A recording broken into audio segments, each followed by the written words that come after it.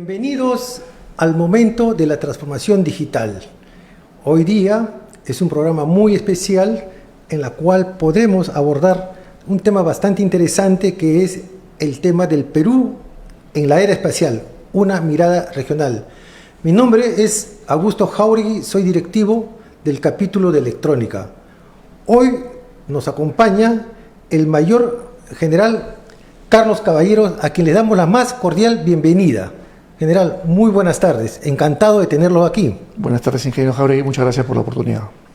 Bien, el Perú entró a la era espacial con el lanzamiento del PeruSat-1, primer satélite del Estado peruano, el 15 de septiembre del 2016. Casi han pasado 10 años. Así es. ¿No? Casi 10 años. Un satélite de observación de la Tierra de tipo óptico. El PeruSat está gestionado por la Agencia Espacial del Perú, que es el CONIDA, y las imágenes producidas por el satélite peruano son distribuidas gratuitamente, ¿no?, a las instituciones públicas, universidades, centros de estudios y cualquier otra organización con fines de investigación. En este septiembre de este año cumple 10 años de vida útil. Según su diseño, es conveniente repasar algunas experiencias, resultados, lecciones aprendidas desde la entrada del Perú a esta era espacial, comparar el desarrollo logrado por nuestro país en conjunto frente a los países de la región, así como hablar de los futuros proyectos de ámbito nacional. El mayor general, permítanme por favor dar un brief del mayor general. El mayor general Carlos Caballero es ingeniero electrónico, ingeniero en construcciones aeronáuticas por la Escuela Nacional Superior de Ingenieros de Construcciones Aeronáuticas de Toulouse, Francia. Máster en Ciencias de Defensa y Seguridad Interamericana por el Colegio Interamericano de Defensa de Washington, D.C., Estados Unidos. Es ex jefe institucional de la Agencia Espacial del Perú, CONIDA. Fundador y CEO del CP Consol, investigador en tecnología especial aeronáutica y TICS. General, bienvenido nuevamente. Quería formularle la primera pregunta. ¿Cómo nace el proyecto de PeruSat? El proyecto de PeruSat-1 nace en realidad hace muchísimos años, ¿no? Podríamos identificar sus primeros orígenes hacia el año 97-98, durante el gobierno de Alberto Fujimori.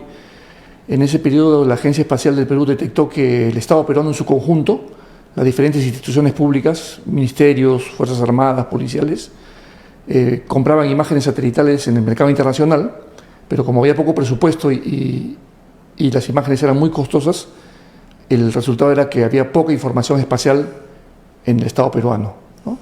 Y en ese momento CONIDA se puso como objetivo desarrollar un proyecto para hacer un satélite de observación de la Tierra con tecnología propia en Perú.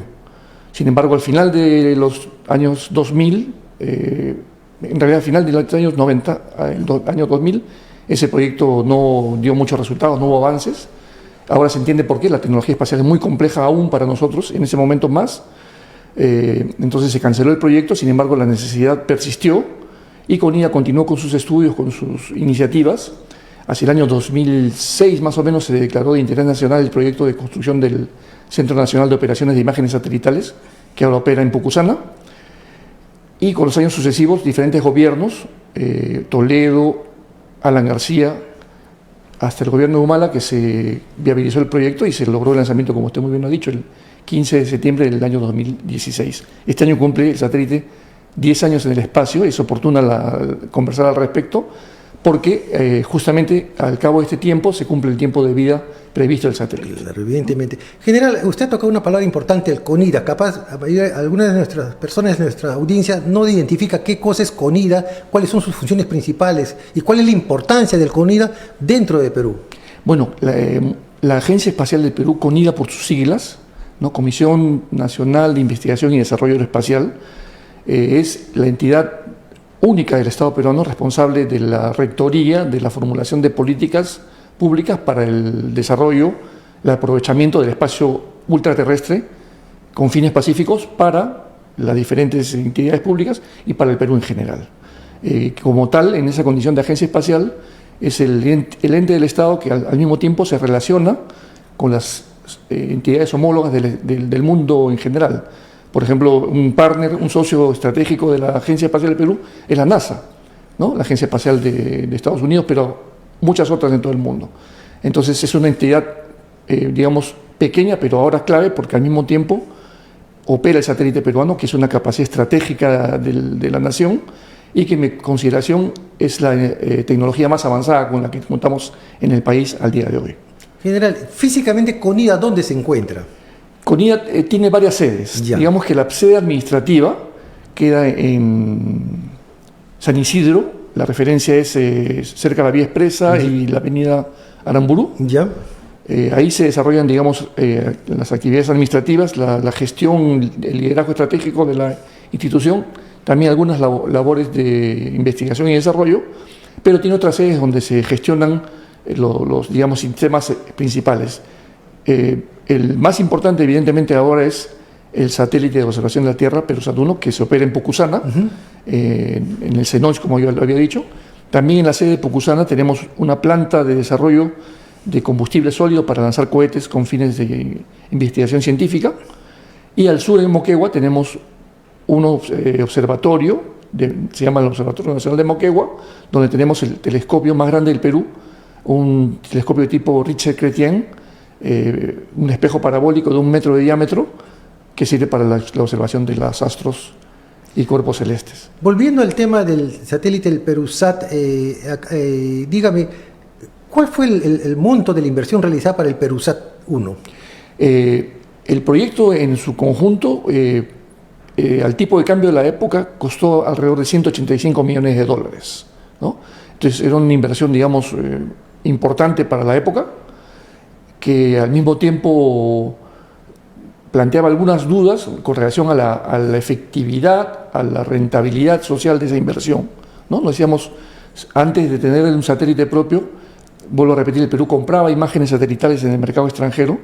La forma como se compraba era sumamente ineficiente porque se compraba por instituciones de forma autónoma, ¿no? Eso quiere decir, por ejemplo, que la Fuerza Aérea compraba sus imágenes, el Ejército compraba sus imágenes, la Marina compraba sus imágenes, la Policía, pero también los ministerios, por ejemplo, Transportes y Comunicaciones, Agricultura, el INGEMET, que depende del Ministerio de Energía y Minas, las universidades, en fin. Entonces se perdía el efecto, digamos, de economía de escala, se atomizaban los precios y muchas veces se compraba mal, a veces se compraban imágenes repetidas entre las mismas agencias. Pero digamos que la suma de las imágenes en esa época que se disponían en el Estado peruano era alrededor de 38 imágenes por año, nada más, 38 para todo el país. Y por eso se pagaba en promedio anual de $570.000 más o menos. Y eso sin retorno. Sin un retorno mínimo, había muy poco impacto porque no se podían hacer investigaciones, pero cuando saltamos de $570.000 anuales a una inversión de 185 hubo dudas, ¿no? Efectivamente. No es que estemos gastando de más, pero los resultados ya estamos a punto de cumplir año 10, son muy, digamos, auspiciosos en el sentido de que la inversión ha sido muy rentable, excesivamente rentable, sumamente rentable, en el sentido de que se invirtieron $185 millones, repito, en el sistema, cumple 10 años en septiembre, pero hay expectativas de que dure algunos años más. Pero a la fecha solamente ya los estimados de CONIDA, según sus estudios, arrojan que se ha economizado, se ha ahorrado al país un promedio de $685 millones. 685 millones de dólares frente a los 185 que se han invertido, quiere decir que se dejó de gastar 685 millones de dólares porque ya no se compran imágenes al extranjero, porque el CONIDA los produce con el satélite y se distribuye mucha más información a las agencias que lo demandan. O sea, mayor información, se ha optimizado los recursos y ahí está el resultado. Así es. Ahí está el resultado. Así es. Bien. Y en este mismo aspecto, ¿qué lecciones aprendidas se han registrado a la fecha, ¿no? Como una experiencia, como dice, primero dice, hemos hecho la economía en escala, se ha optimizado porque realmente había diferentes instituciones que pedían lo mismo, ¿no? ¿Qué cosas más podríamos rescatar? Bueno, muchísimas, voy a tratar de abreviar, pero algunas pocas quizás, pero la primera, que los peruanos debemos estar conscientes de que al entrar a la era espacial hemos accedido a un nuevo dominio. Imaginemos un poco como España, que mandó a Colón y descubrió América. Perú siempre ha tenido el Océano Pacífico, siempre hemos tenido la costa, los Andes, la Amazonía, por ejemplo. Pero imaginemos que por alguna razón comencemos a caminar y descubramos nosotros la Amazonía, un nuevo dominio completamente diferente. Algo así hemos hecho al habernos posicionado en el espacio. El Perú tiene presencia efectiva en el espacio y se ha abierto un nuevo dominio hasta la fecha, hasta hace 10 años, absolutamente inexplorado. No teníamos especialistas, no teníamos carreras universitarias, no teníamos estudiantes que estaban capacitándose en el extranjero, como ocurre ahora, ¿no? Ahora tenemos ya varias promociones de profesionales civiles y militares que al cabo de estos 10 años se han capacitado en Perú, en el extranjero, operan en tiempo real un satélite, se enfrentan a todos los desafíos tecnológicos, se capacitan en el extranjero, tienen una importantísima movilidad entre el extranjero y Perú, viene gente del extranjero a experimentar con el desarrollo peruano. Perú ha desarrollado procedimientos y experiencias que son motivo de estudio en el extranjero, y lo podemos hablar capaz más adelante, y se ha abierto otras, digamos, iniciativas, otras experiencias, otros proyectos, como por ejemplo el proyecto de satélite de comunicaciones para el Perú, la renovación del Perusat 1 ahora que cumple su tiempo de vida útil en septiembre, y el desarrollo de un puerto espacial que se está gestionando a nivel de la Fuerza Aérea al norte del Perú, ¿no? Por decir 3 cosas muy concretas nada más, ¿no? Y en ese mismo contexto, ¿en qué países tiene presencia en el espacio? O sea, las capacidades y satélites en América del Sur. ¿Y cómo se posiciona el Perú frente a estos otros países? Bueno, en el rubro de observación de la Tierra, que es un tipo de satélites que se puede entender que están muy pegados a la Tierra en órbita baja, que se llama la órbita LEO, para que puedan tomar imágenes del territorio a unos 700 hasta 1000 kilómetros de altitud más o menos. El Perú tiene el satélite Perusat 1 y por su resolución de tipo submétrico es el satélite más avanzado en la región. ¿Qué otro país en la región tiene satélites de observación de la Tierra de tipo óptico? Brasil, que comparte un satélite con China, por ejemplo, ¿no? Otro país que tiene un satélite de este tipo es Chile. Chile lanzó su satélite que se denomina FASA Charlie en el año 2011, pero el satélite chileno es un satélite de tipo métrico, quiere decir que da un menor nivel de detalle en las imágenes que toma, ¿no? Entonces, acá vendría a ser una pregunta, capaz de curiosidad, ¿no? Cuando dice esa alta resolución, esa alta capacidad que tiene el satélite, es como un ojo que estemos arriba. ¿Hasta qué puede, o sea, su objetivo, o sea, a cuánto puede mirar qué cosa? La resolución del satélite es de 0.7 metros, 70 centímetros. Eso quiere decir que el tamaño del píxel, sí, o sea, de la unidad más elemental de la imagen que se forma al tomar la imagen, es de 70 centímetros de lado, ¿no? Quiere decir que si uno amplía la imagen, puede ver detalles del territorio muy, digamos, minuciosos, ¿no? Se puede ver vegetación, se puede ver vehículos, se pueden ver aeronaves, se puede ver centros poblados, y a partir de esa información se puede hacer un sinnúmero de trabajos con fines de agricultura, con fines de desarrollo de carreteras, con fines de gestión de riesgo de desastres, con fines de defensa, con fines de inteligencia, por ejemplo, ¿no? Bien. Y si me preguntaba en la región, entonces un rubro de observación de la Tierra, el satélite peruano sigue siendo hasta la fecha el más avanzado en todo Sudamérica. Y a pesar de casi los 10 años que va a cumplir. A pesar de casi los 10 años que va a cumplir, ¿no es cierto? Hay otros países que también han desarrollado competencias en otros rubros. Por ejemplo, hay satélites de comunicaciones en la región. Y ahí sí tenemos varios países, por ejemplo, Bolivia, que es de los que están operativos en el espacio actualmente, es el más antiguo, lo lanzó en el año 2013. De ahí siguió Argentina, 2014 y 2015 lanzó 2 satélites denominados ARSAT 1 y ARSAT 2, que son, digamos, por esa particularidad de Argentina, fabricados con la industria propia del país. Y luego tenemos a Brasil, que lanzó su satélite, el SGDC-1, fabricado en Francia, en el año 2017. ¿No? O sea, hay 4 países en la región que tienen satélites de comunicaciones.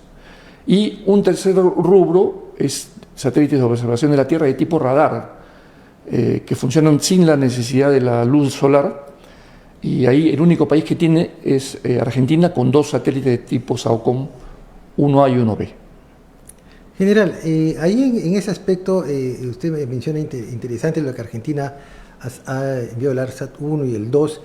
Dígame, ¿qué lejos estaríamos? Porque veo que hay profesionales, tanto civiles como militares, altamente capacitados, ¿no? Por toda esta experiencia que han tenido, ¿no? Y se me ocurre para lanzar una idea, o sea, ¿qué cuán lejos estaríamos que el Perú pueda, ¿cómo se llama?, enviar esta gente para que ayude a fabricar su propio satélite al exterior, porque entiendo que acá en el Perú realmente no sería económicamente dable, ¿no? O sea, bueno, digamos que la experiencia de Perú al cabo de 10 años de estar en el espacio es inmensamente superior a lo que ocurrió hace 10 años. Sí. Entonces tenemos gente que ha aprendido muchísimo en los diferentes niveles, ¿no? A nivel de gestión, a nivel de liderazgo de la agencia espacial, a nivel de intercambio con otras agencias y con otras compañías del extranjero, muchísimo, digamos, capital humano, ingenieros técnicos que ahora son excesivamente competentes en la gestión, en el manejo de un sistema satelital de una estación terrena, y ya podemos, digamos, ver el inicio de un proyecto con otros ojos, ¿no? De hecho, se habla, cuando hablamos del tema del satélite de comunicaciones, de posibilidades de no solamente comprar un sistema llave en mano, como fue el PeruSat 1, sino ya de asociarnos con países extranjeros para coproducir un satélite entre dos naciones, tanto con diferentes participantes, ¿no? Y también en ese rubro yo soy partícipe de que tenemos que abrir enormemente el abanico de actores a nivel nacional, de forma que no sean solamente los actores de la Agencia Espacial del Perú de CONIDA, ni de las Fuerzas Armadas, que fueron los que participaron en el primer proyecto del PeruSat 1, sino ya deberíamos contar, por ejemplo, con el Colegio de Ingenieros y con universidades que de hecho ya se están asociadas con CONIDA para formar profesionales y aspirar a hacer desarrollos ya a nivel nacional, ¿no? Quizás el próximo proyecto que se haga no podremos hacer un satélite completamente hecho en Perú, pero sí podríamos hacer algunos componentes, algunos sistemas, algunos subsistemas con la participación de ingenieros peruanos, ¿no? Eso es completamente factible. Realmente eso pone al profesional peruano dentro de la vanguardia, ¿no? Por toda esa experiencia que ha ganado en estos 10 años. Por supuesto, así es. General, ¿qué proyectos en el ámbito espacial tenemos actualmente en el Perú? Bueno, el más próximo, el que ya se está gestionando, es evidentemente el reemplazo del PeruSat 1, ¿no? Volvemos a decir que vence su tiempo de vida útil de diseño en septiembre de este año, ¿no? Sin embargo, por diferentes factores que controla CONIDA, se espera que dure algunos años más, ¿no? Si hablamos, un ejemplo al respecto del caso chileno, ¿no? El caso chileno fue un satélite diseñado para 5 años, que se lanzó en el año 2011. Quiere decir que el satélite chileno venció en 2016, que fue justo el año que lanzamos el satélite nuestro.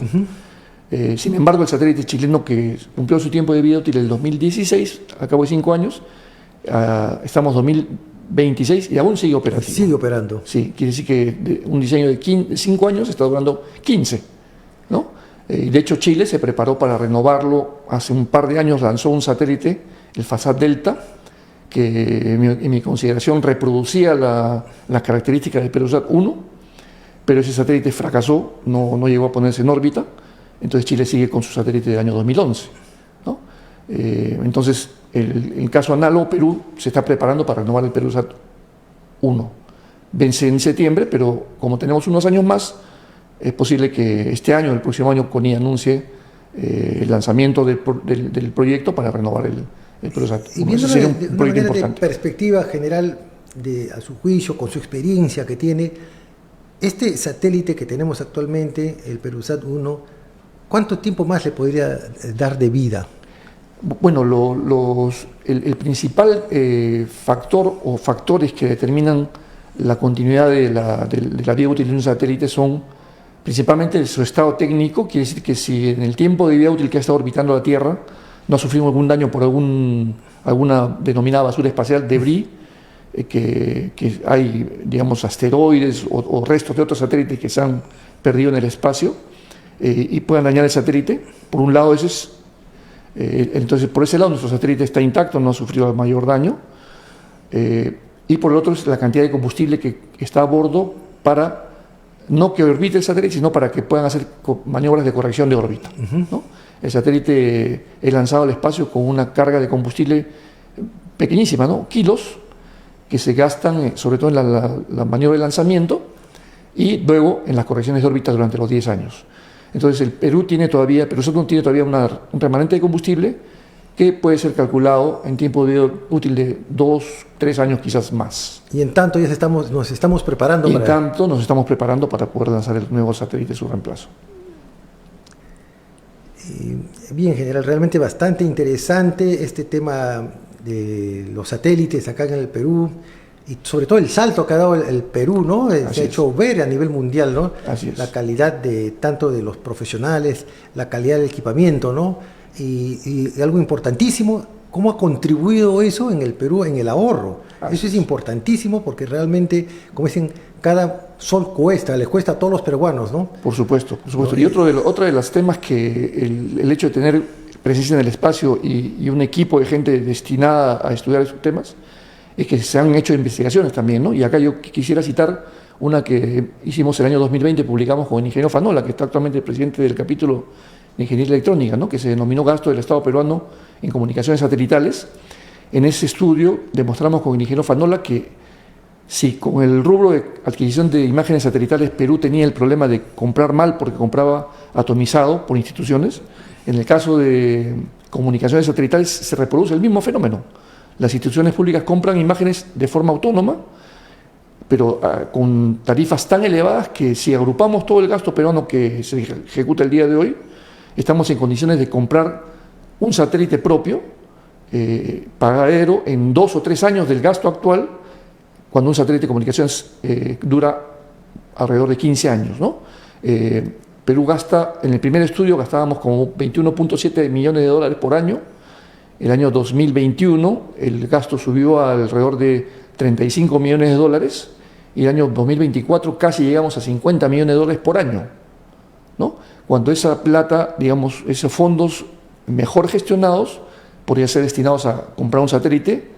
Imagínense, gastamos 30 millones, 35 por año, en 3 años estamos gastando 100 millones de dólares y en el mundo ahora se consiguen satélites a ese precio con una supercapacidad que permitiría dar servicio a todo el Perú, ¿no? De hecho, en el Colegio de Ingenieros se han desarrollado proyectos para optimizar el uso de las comunicaciones satelitales que ya se contratan actualmente.